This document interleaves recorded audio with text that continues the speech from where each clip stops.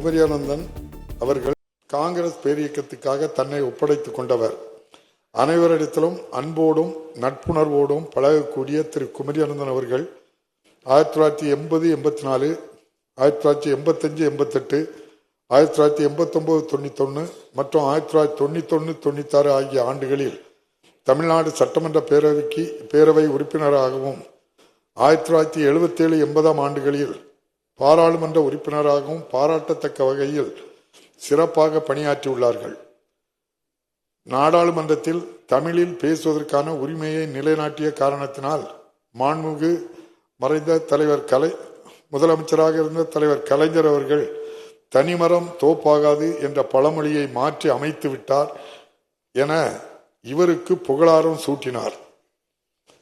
தமிழ்நாட்டிற்கும் தமிழினத்தின் வளர்ச்சிக்கும் பங்காற்றியதற்காக இவருக்கு தமிழ்நாடு அரசால் 2024 ஆண்டு தகைசால் விருது மாண்புமிகு இன்றைய தமிழ்நாடு முதலமைச்சர் அவர்களால் வழங்கப்பட்டு கௌரவிக்கப்பட்டது.